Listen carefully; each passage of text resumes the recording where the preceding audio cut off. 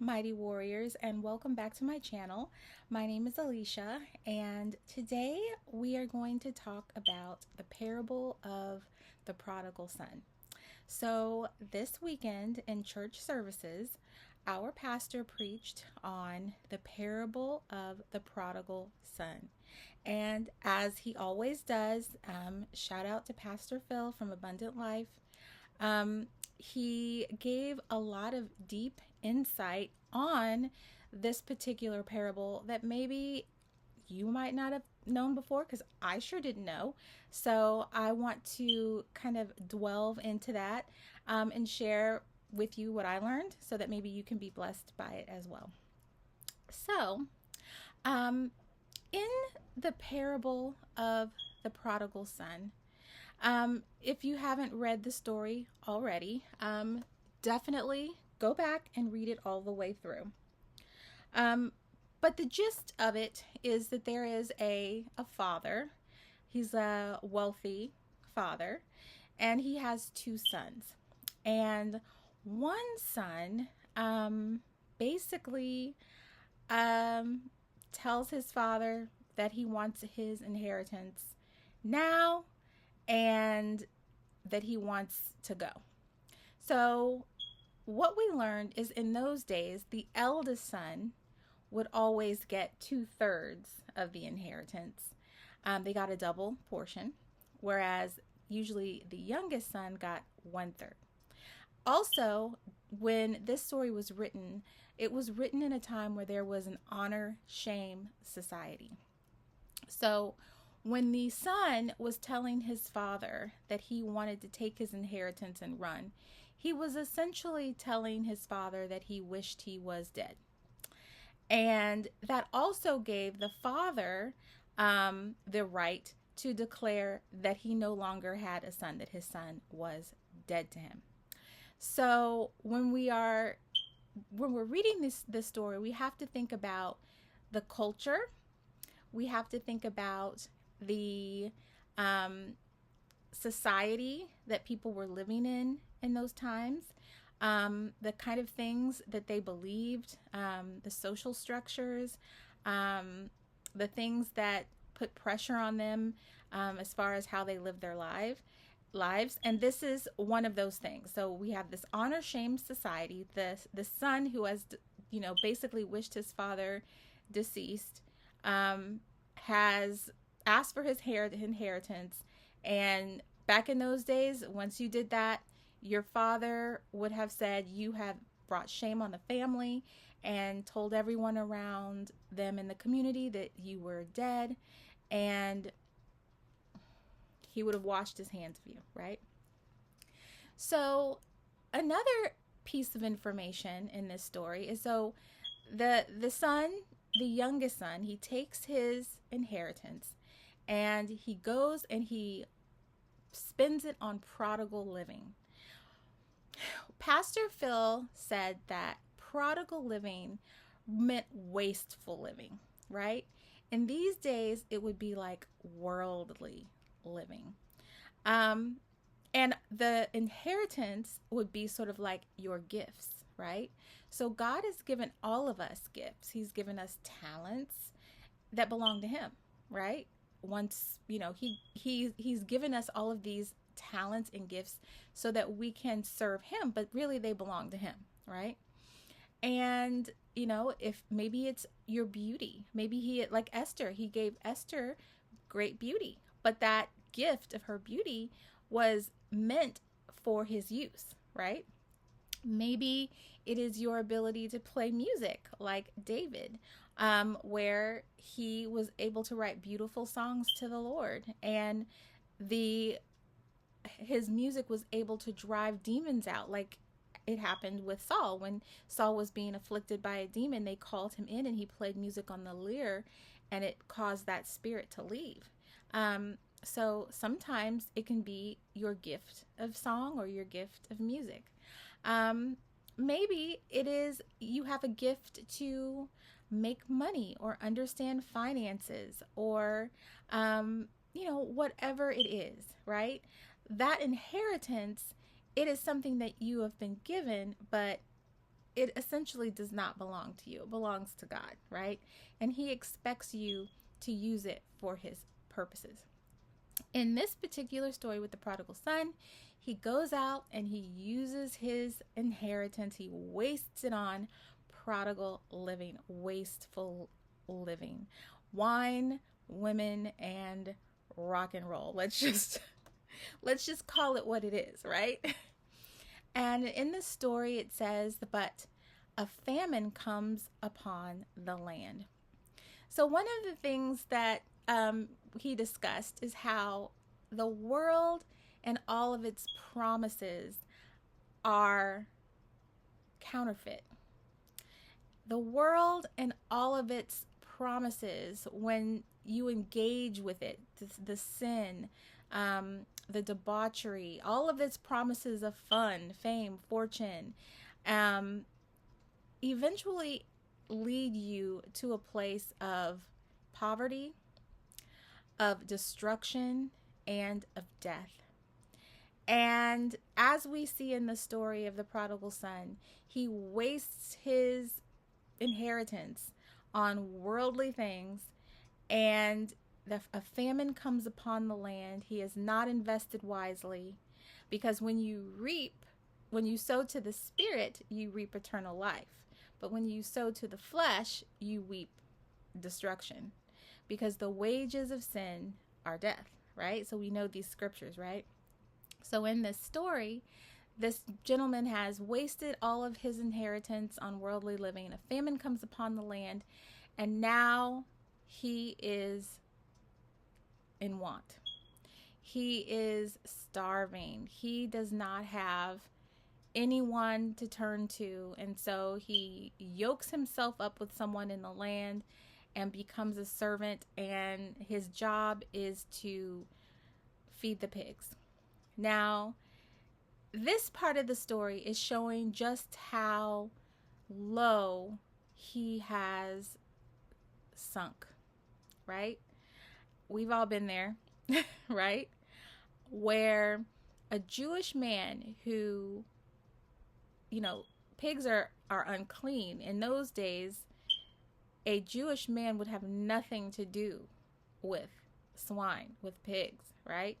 But here you have the son of this wealthy landowner, now so impoverished that he has no choice but to feed these swine. And in the story, it says that he says that he's looking at the pods that the swine are eating, and he feels like they're eating better than him, and he's thinking about actually eating what he's feeding the swine, right? And this is many of us, all of us, who realize that the worldly things that we are chasing, that the worldly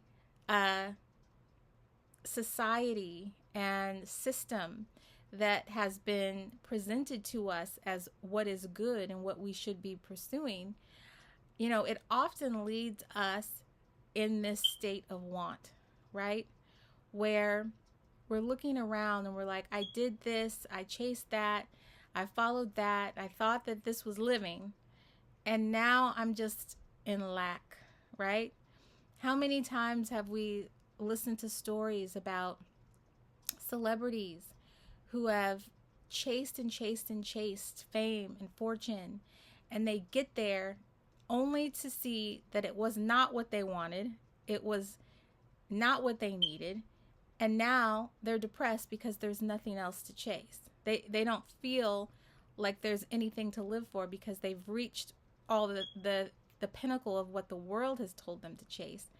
And now they're in want. They're still in want. They're lacking, right? And so the prodigal son, he comes to his senses, and he's thinking about how the servants in his father's house, not only do they have plenty to eat, but they have enough to spare. And he's like, what am I doing? Let me get up and maybe I can go and serve my father in his house. And so he goes back, and he arises and he starts walking back to his homeland. And in the story, our pastor explained that because he would have been basically declared to be dead. That when the people in the society, the people in the town where he lived would have seen him coming, they would have had license to stone him. That would have been how they would have dealt with the situation. All right, he would have not been welcomed back typically in that society, and he would have been stoned before he reached his father's house. But his father sees him, and in order to prevent this, he sees him and he runs to his son and throws himself around his son and puts a ring on his finger and tells him to put a robe on him, and tells them to kill this fatted calf and prepare a feast and throw a party, which is what God does for every Christian who is lost but then is found, right? Sorry.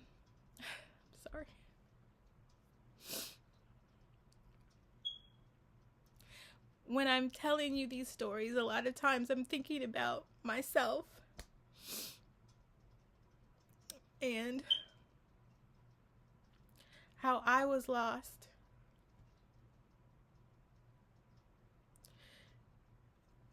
But how he came to find me. And how he has the right to declare all of us dead and wash his hands of us. But instead, he chooses to welcome us back into his house and treat us as sons and daughters again. And so, when you think about this story, when I think about this story, it just makes me feel grateful. It helps me understand his heart.